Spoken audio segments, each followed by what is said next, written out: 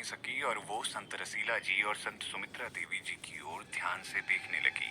हालांकि उनमें से एक ने नकाब पहना हुआ था और दूसरी घूंघट के साथ ढकी हुई थी, इसलिए वो उनके भावों को नहीं देख सकती थी क्योंकि वो उन चीजों के नीचे छुपे हुए थे। वो इस वक्त उनकी भावनाओं को भी महसूस नहीं कर सकती थी, तो वो उनके परीक्षण के अनुभव के बारे में क्या ही बताती। बिजली वाला सांप कई अलग अलग रंगों की शानदार किरणें इधर उधर बिखेर रहा था।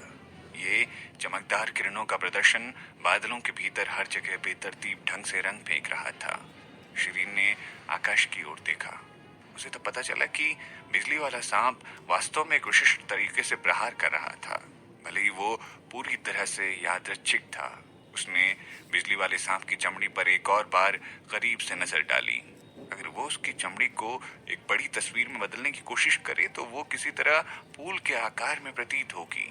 ये एक काफी गहन क्षण था। हर कोई चाहे मंच पर हो या बाहर, सभी को बड़ी हैरानी हो रही थी। उनमें से ज्यादातर लोग बिजली वाले सांप पर ध्यान केंद्रित कर रहे थे और जो लगातार उनके सर के ऊपर घूम रहा था। उनमें से कुछ की नजरें शिरीन पर थी।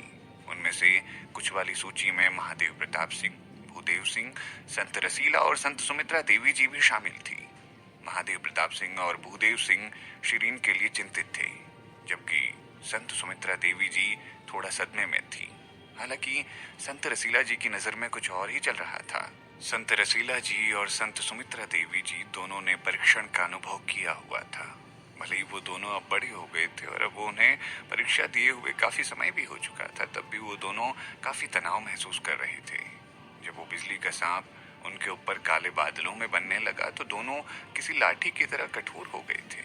उन्होंने अपनी शक्ति को आकर्षित करने के लिए अपनी आंखें बंद कर ली और अब वो उस परीक्षण के समाप्त होने की प्रतीक्षा कर रहे थे। उनके माथे पर काफी पसीना छलक रहा था। उनके लिए चिंता वास्तव में काफी भारी थी। हालांकि ऐसा लग रहा था कि इस छोटी सी बच्ची में वास्तव में कुछ ज्यादा ही साहस है। उसने पूरी गंभीरता से आकाश की ओर देखने का साहस भी किया। वो वास्तव में कुछ और ही थी।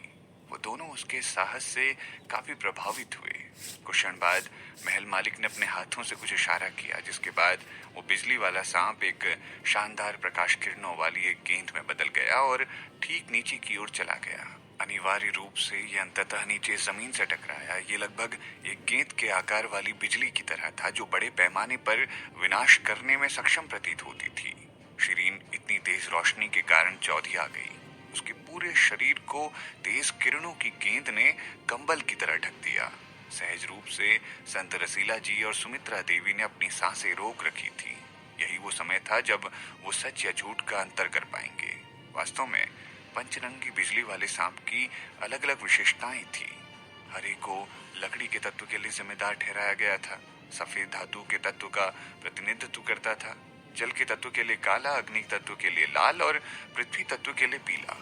यदि वो वास्तव में स्वर्ग के उपहार प्राप्तकर्ता के रूप में भाग्य से संपन्न थी तो एक बार वो विशाल किरणों से घिर जाने के बाद उन 5 रंगों में से एक खास किरण जो रंगीन बिजली वाला सांप छोड़ रहा था, उनमें से किसी एक में अवशोषित हो जाएगी और वो रंग ही शिरीन के तत्व की विशेषता बताएगा, अगर वो उसके शरीर की प्रकृति के साथ मेल खाता होगा। उदाहरण के लिए संत सुमित्रा देवी जी जल तत्व की एक अभ्यासी थी, इसीलिए उन्होंने परीक्षण के दौरान बिजली की सभी काली किरणों को अवशोषित कर लिया था और उनका शरीर उक्त तत्व का प्रतिनिधित्व करने वाली किरणों के एक ही रंग में झिलमिलाता हुआ समाप्त हो गया था। वो फिर बिजली के सांप के 4 अन्य रंगों के साथ चमकने लगी और पूरे 8 स्तंभ वाले मंच को चमकाने लग गई थी। यदि वो एक स्वर्गीय उपहार नहीं होती तो किरणों की विशालकाय गेंद उन्हें उलझा देती और उनकी सारी शक्तियां छीन लेती। बिजली की गेंद तब गायब हो जाती और पीछे कोई निशान नहीं छोड़ती।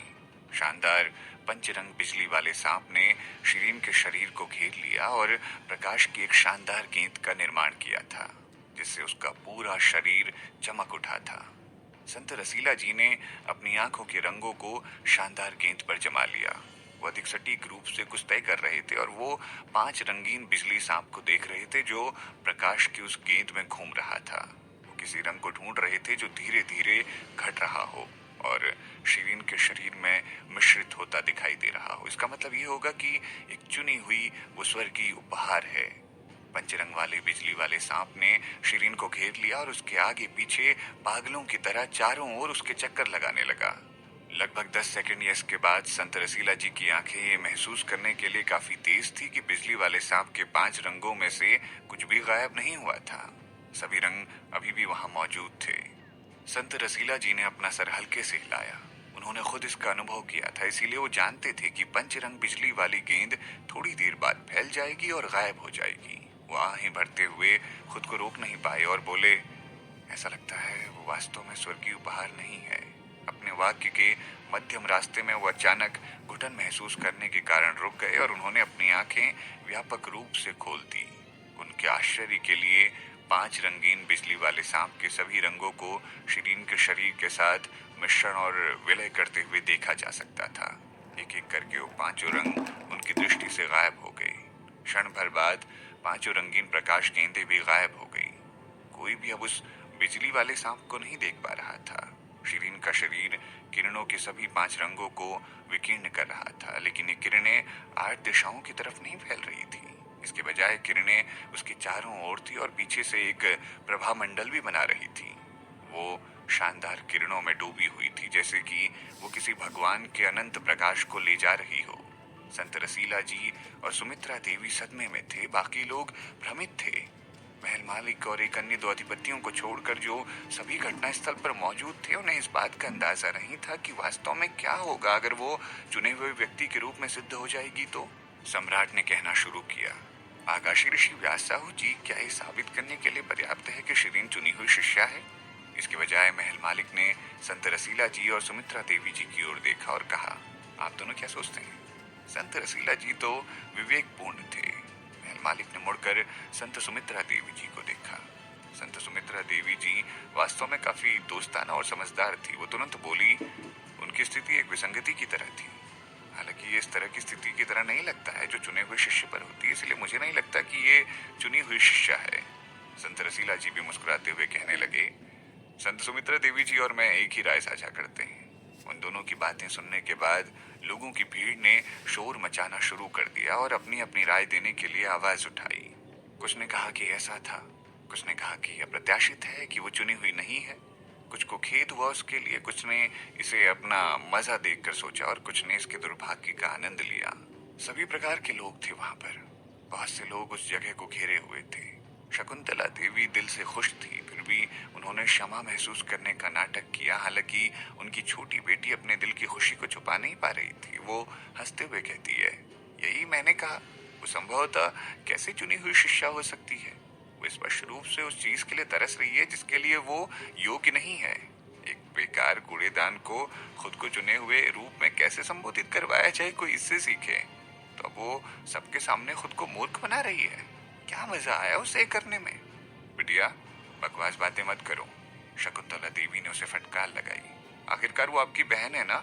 वो हमारे वजीर के निवास की एक महिला है। उसके अलावा आकाशी ऋषि व्यास साहू जी ने अभी तक कुछ भी कहा नहीं है। केवल आकाशी ऋषि व्यास साहू जी के पास ही ये अंतिम निर्णय लेने का हक था कि वो चुनी हुई शिष्या थी या नहीं। तो महान अधिपति केवल साक्षी थे।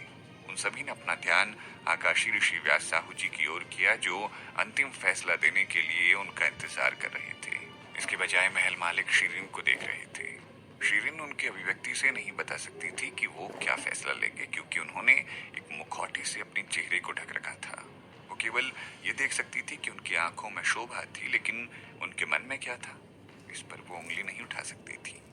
आपको कैसा लग रहा है? महल मालिक ने शिरीन से पूछा। वो स्पष्ट रूप से शिरीन के मुंह से कुछ सुनना चाहते थे, जिसे अभी अभी खंबे की जंजीरों से निकाला गया था। शिरीन ने चपलता महसूस करने के लिए अपने हाथों और पैरों को थोड़ा हिलाया और कहा, बुरा नहीं है। उसके रक्त प्रवाह में कुछ जल रहा था, लेकिन वो मुस्कुरा रही थी। आप चुनी हुई शिष्या नहीं है, महल मालिक ने कहा। उन्होंने अपनी आवाज नहीं उठाई, लेकिन वो बहुत जोर से सुनाई दे रहे थे। शिरीन ने एक शब्द ना कहते हुए नीचे देखा। परीक्षा का परिणाम अपेक्षित था। उसे आश्चर्य नहीं हुआ। प्रारंभ में लोग परिणाम से हतप्रभ नहीं थे। हालांकि महल मालिक द्वारा खुद की गई अंतिम घोषणा को सुनकर हर कोई बस हंगामा ही कर रहा था। हालांकि परिणाम पहले से ही उनकी उम्मीद के भीतर था, फिर भी लोग परिवर्तन के चमत्कार की आशा कर रहे थे। अब जब रहस्य उद्घाटन किया गया था तो वो पूरी तरह से अपेक्षित था। कुछ निराश थे, कुछ अपना सर हिला रहे थे, कुछ परिणाम पर हंस रहे थे और कुछ अभी भी अचंभित थे, जबकि बाकी इसका मजाक उड़ा रहे थे।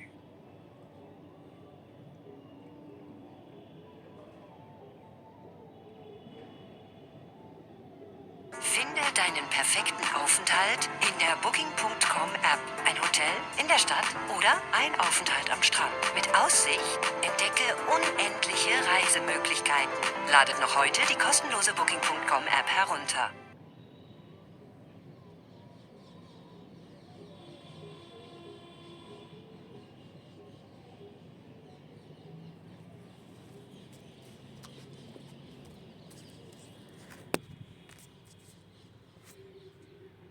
शोर शराबे के कारण भीड़ में अराजकता फैल गई थी।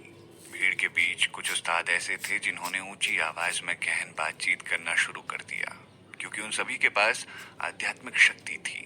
उनकी आवाज निश्चित रूप से असामान्य रूप से ऊंची लग रही थी। सबसे जोर से बोलने वालों में एक को संत जयराम जी होना चाहिए था। वो कह रहे थे, ये बहुत ही शर्मनाक बात है, ये बहुत ही ज्यादा शर्मनाक बात है। इसने वजीर को अपमानित किया है सिर्फ इसीलिए कि इसके पास कुछ चिकित्सकीय ज्ञान है, वो तब भी पूरी तरह से बेकार ही है। इसने चुने हुए शिष्य होने के दावे को खुद पर थोपने की हिम्मत दिखाई। ये कितनी बेशर्म लड़की है। ये वजीर के घर से आती है, शर्म आती है मुझे इसे देखकर। वास्तव में ये प्रफुल्लित करने वाला है। मुझे आश्चर्य है कि वो कितनी शक्तिशाली हो सकती है, लेकिन वो केवल औसत दर्जे की है। कुछ लोग लगभग तुरंत सहमत हो गए। एक ही छलांग में आकाश तक पहुंचने का सपना देखने वाला बेवकूफ अब अपने असली रंगों के साथ पूरी दुनिया के सामने उजागर हो गया है। एक बेवकूफ हमेशा बेवकूफ होता है, कहीं भी कभी भी। भीड़ में लोगों ने बोलना जारी रखा। इसका चिकित्सा कौशल नकली भी तो हो सकता है, या शायद इस किन्नर का सौभाग्य था कि ये इस बीमार लड़के को ठीक करने में सफल रही। ऐसा भाग्य सिर्फ एक ही बार काम में आता है। वास्तव में उसका चिकित्सा कौशल संत जयराम के मुकाबले पूरी तरह से अतुलनीय होना चाहिए। वो उस समय शायद सिर्फ एक भाग्यशाली संयोग था जो उसने संत जयराम को शर्त में हरा दिया। जैसा कि कहा जाता है, खाली डिब्बे सबसे ज्यादा शोर करते हैं। वो वास्तव में बदसूरत और खाली है। भीड़ से सभी तरह की गंदी और भद्दी बातें आने लगी। काफी जोर से मंच पर उन बातों को सुना जा सकता था। महल मालिक उन्हें सुन सकते थे, तो शिरीन को भी ये सब कुछ सुनाई दे रहा था। इस तरह के अपमानजनक तरीके से सार्वजनिक रूप से मजाक बनाया जाना असहनीय था। परिदृश्य का वर्णन करने का केवल एक ही तरीका था। ये ऐसा था जैसे किसी हस्ती को उसके किसी बुरे कांड के लिए सार्वजनिक रूप से उजागर कर दिया गया हो और अंतहीन चमकती रोशनी से घेर लिया गया हो। फिर उसको भाषण और लिखित दोनों में कठोर निंदा करने के लिए सामने रखा गया हो। जनता के दबाव की मात्रा वास्तव में विनाशकारी होनी चाहिए। ये एक लता की तरह था, निंदा का एक विराम। हर कोई न्याय की मूर्ति की तरह था। सबको लगता था कि वो एक नैतिक रूप से उच्च भूमि पर थे, इसीलिए वो उसका मजाक उड़ाने और उसकी निंदा करने के लिए पर्याप्त अधिकार प्राप्त कर चुके थे। भले ही इस मुद्दे के साथ उनका कोई लेना देना नहीं था, भले ही वो निर्दोष ही क्यों ना हो। महल मालिक ने अपनी आंखों को आधा बंद कर शिरीन की ओर देखा। शिरीन ने एक शब्द ना कहते हुए अपने होठों को दबा लिया। उसने पूरी तरह से सहजता से काम लिया। हालांकि जनता के आरोपों का उससे कोई लेना देना नहीं था, लेकिन उसने अपनी आस्तीन के नीचे अपनी मुट्ठी बंद कर ली थी। वो महसूस कर सकती थी कि उसकी उंगलियों की नोक पर ठंडापन था। महल मालिक ने अपना हाथ उठाया और भीड़ को संकेत दिया। उन्होंने कहा, मौन। आकाशी ऋषि व्यास साहू जी कुछ और कहना चाहते थे। उनकी आवाज असाधारण रूप से ऊंची नहीं थी, लेकिन वो उन सभी आवाजों को कम करते हुए एक पल में भीड़ को शांत कराने के लिए पर्याप्त थी। भीड़ चुप हो गई और धैर्यपूर्वक रूप से महल मालिक की अगली चाल की प्रतीक्षा कर रही थी और उम्मीद लगाए हुई थी ये उनके लिए समय था जब वो शिरीन से संबंधित मामलों का ध्यान रखेंगे। शकुंतला देवी ने अपनी आंखों को व्यापक रूप से खोल कर देखा। वो बड़ी बेसब्री से शिरीन को सजा मिलने का इंतजार कर रही थी। सजा उसकी नफरत के लिए राहत की तरह थी, इसीलिए वो आखिरकार बेहतर महसूस कर सकती थी। महल मालिक बोलने लगे। उन्होंने पूरी तरह आराम से आवाज लगाई। वो चुनी हुई शिष्य नहीं है, लेकिन उसकी युद्ध कला वास्तव में असाधारण थी। उसने 5 रंग के बिजली वाले सांप से सभी किरणों को अवशोषित कर लिया और अब वो 7 रंगों में झिलमिला रही है। ये आपको किसी की याद दिलाती है क्या? भीड़ असमंजस की स्थिति में थी। केवल संत रसीला जी और संत सुमित्रा देवी जी को अचानक कुछ एहसास हुआ। संत रसीला जी ने से जोर से कहा, प्रभु। वो एक शब्द जादू की तरह था जो भीड़ को हैरान कर चुका था और उन्हें चुप करा देने के लिए काफी था। वो मैदान इतना शांत था कि कोई भी आसानी से फर्श पर सुई गिरने की आवाज को भी सुन सकता था। महल मालिक मुस्कुरा दिए। वास्तव में ये प्रभु की युद्ध कला तकनीक है। उनकी युद्ध कला तकनीक का प्रभु से गहरा संबंध है, महल मालिक ने कहा। उनके शब्द एक लहर की तरह चौकोर में फैल गए। लोग काफी भ्रमित हो चुके थे। ये भगवान की शिष्य थी? क्या ये चुनी हुई शिष्य है? ये विचार थोड़ा अस्पष्ट और असंवेदनशील था, जिससे अधिकांश लोगों के लिए ये समझना थोड़ा मुश्किल हो गया था। लेकिन ये तथ्य था कि भगवान पृथ्वी पर एक अकेले सच्चे भगवान थे। ये कुछ ऐसा था जिस पर ज्यादातर लोग सहमत होंगे। शिरीन की युद्ध कला हजारों लोगों द्वारा पूजे जाने वाले भगवान से संबंधित थी। ये भी साबित करता है कि वो प्रभु की शिष्या थी। शिरीन सदमे में थी। वो अपने और प्रभु के बीच के रिश्ते को समझ नहीं पा रही थी। वो बस एक बार उनके पास पहुंची थी। ये वो समय था जब उसने भगवान की लकड़ी की प्रतिमा से बागे को छीन लिया था। संत रसीला जी की आंखें खुली की खुली रह गई। उन्होंने एक प्रश्न पूछ लिया, महल मालिक जी, प्रभु ने कभी भी किसी को शिष्य नहीं बनाया है, तो ये लड़की संभवतः कैसे उनके शिष्य हो सकती है? वो भी इतने बड़े प्रभु, इससे संबंधित होने जितने करीब कैसे हो सकते हैं? मैंने जो कहा वो ये था कि इसकी युद्ध कला तकनीक प्रभु से संबंधित है। मैंने ये नहीं कहा कि वो उनके शिष्य है, महल मालिक ने धीरे से कहा। फिर उन्होंने अपना सर शिरीन की ओर मोड़ दिया और कहा, शिरीन, मैं जानना चाहता हूँ, क्या आपने अपनी युद्ध कला को अपने सपनों के माध्यम से हासिल किया था? शिरीन ने पहले यही कहा था, इसलिए वो अपनी बातों से इनकार करने वाली नहीं थी। उसने हामी भरते हुए सर हिलाया और कहा, हाँ बिल्कुल। क्या आपको अपने सपने में युद्ध कला के कौशल पर पारित होने वाले व्यक्ति की उपस्थिति याद है? कृपया इसे विशिष्ट विवरणों के साथ वर्णित करें। महल मालिक, जैसा कहें वैसा करो, जल्दी जल्दी। दृढ़ पत्थर कंगन ने शिरीन के कानों में सख्त आवाज उठाई। निश्चित रूप से शिरीन खुद को अभी तक एक और मुश्किल स्थिति में नहीं डालना चाहती थी, इसीलिए उसने उस लकड़ी की प्रतिमा का चित्रण किया जिसे उसने गुफा में देखा था। वो बादलों के चित्र के साथ वाला एक बागा पहने हुए थे। उनका शरीर काफी लचीला और शानदार था। एक मुखौटा भी पहना हुआ था। उसने बिल्कुल सटीक विवरण के साथ ही वर्णन किया। उसने कोई भी महत्वपूर्ण या तुच्छ चीज उनके शरीर के बारे में गलत नहीं कही थी, सिर्फ उनके चेहरे की कुछ खास विशेषताओं के हिस्से को छोड़कर। मैदान में बैठे अधिकांश लोगों ने कभी अपनी आंखों से प्रभु को नहीं देखा था, इसीलिए वो ये नहीं बता सकते थे कि क्या वो सच कह रही है या नहीं। केवल संत रसीला जी और संत सुमित्रा देवी जी प्रभु से मिले थे, महल मालिक के अलावा। शिरीन का स्पष्टीकरण सुनने के बाद उन्होंने उस पर संदेह करना बंद कर दिया।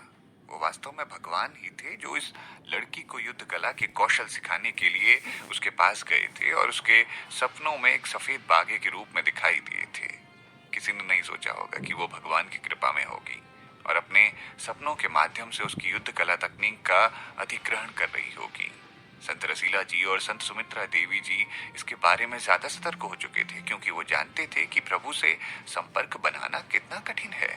एक नियमित दिन पर भी भगवान को देखना बेहद कठिन था या लगभग असंभव था। वो आखिरकार चुने हुए शिष्य थे और दुनिया में रहने वाले सबसे सर्वश्रेष्ठ लोगों का हिस्सा थे। हालांकि प्रभु ने उन्हें अपने शिष्यों के रूप में नहीं लिया। इसके बजाय उन्होंने केवल उन्हें कुछ सलाह दी जो कि उन्हें समझने में सालों लग जाते थे। इसके बजाय उनके सामने वो महिला थी। वो अपनी स्वप्न कला की शक्ति के साथ अपने सपनों के माध्यम से खुद भगवान से युद्ध कला के गुण प्राप्त कर रही थी और उसे ऐसा करते हुए 1 साल से ज्यादा समय हो गया था। ये कोई आश्चर्य की बात नहीं थी कि उनके चिकित्सा कौशल इतने प्रभावशाली थे, जिसमें उसे खास युद्ध कला की चाल प्रदर्शन करने में सक्षम होने के लिए ज्यादा मुश्किल नहीं होती थी। वजह ही भगवान से कौशल हासिल करने के लिए जो निकली थी। वो शिरीन से ये पूछने से खुद को रोक नहीं पाए, क्या प्रभु ने आपको अपने सपने में अपने शिष्य के रूप में लिया है? मौर्य संत जी ने एक स्वामी के रूप में उस पर बुरी छाप छोड़ी थी, इसीलिए वो गुरु शब्द के प्रयोग से असहज हो जाती थी। उसने अपनी पलकें उठाई और कहा, वो केवल कुछ युद्ध कला कौशल सिखाने मेरे पास आए थे। उन्होंने मुझे अपने शिष्य के रूप में लेने के बारे में कभी उल्लेख नहीं किया था। यदि आपने मुझे नहीं बताया होता तो शायद मुझे ये भी नहीं पता चलता कि वो प्रभु हैं। प्रभु है? महल मालिक ने उस पर एक नजर डाली। उनकी आंखों में प्रकाश की किरणें चमकने लगी। ऐसा लग रहा था कि ये युवती किसी को भी अपने गुरु के रूप में स्वीकार नहीं करना चाहती थी। क्या ये बड़े संत जी के कारण था? वो इस बार प्रभु को भी गुरु के रूप में स्वीकार नहीं करना चाहती थी। मंच पर खड़े महल मालिक के 8वां अधीनस्थ अपने भावों को छुपाने की पुरजोर कोशिश कर रहे थे। वो नहीं चाहते थे कि उनके गुरु ये सोचें कि वो उन्हें मूर्ख समझते हैं। संत रसीला जी ने इस सिद्धांत को स्वीकार नहीं किया। महल मालिक, ये अत्यंत महत्व का विषय है। मुझे लगता है कि हमें सबूत के लिए भगवान जी की तलाश करनी चाहिए। सूरी कबीले के अधिपति जी, आप सही कह रहे हैं, हमें सबूत चाहिए। संत सुमित्रा देवी जी ने अनुमोदन में कहा। हाँ बिल्कुल महल मालिक जी। महल मालिक ने मुस्कुराते हुए कहा, किसे जाना चाहिए और प्रभु से मंजूरी लेनी चाहिए। संत रसीला जी और सुमित्रा देवी जी अवाक थे। प्रभु का निवास पूरे वर्ष आगंतुकों के लिए खुला नहीं था। चुने हुए शिष्यों के लिए, यहाँ तक कि उनसे व्यक्तिगत रूप से मिल पाना तक मुश्किल था। शायद कुछ सालों में एक बार भी नहीं मिल पाता था कोई उनसे। वो केवल जरूरत के समय ही प्रभु से व्यक्तिगत रूप से संपर्क कर सकते थे। चुने हुए शिष्यों के लिए ये असंभव था कि वो प्रभु से मिलें। यदि वो स्वयं उनकी पहल पर उन्हें मिलने के लिए बुलाएं तो, यहाँ तक कि अगर उन्होंने गलतियां भी की हैं तो वो केवल प्रभु के निवास के दरवाजे के बाहर प्रभु के शिष्य द्वारा दंडित किए जाते थे। ऐसी परिस्थिति में किसी को तुरंत प्रभु से मिलने का मौका नहीं मिलेगा। संत रसीला जी ने महल मालिक को देखा और पूछा, क्या आपके पास कोई और तरकीब है?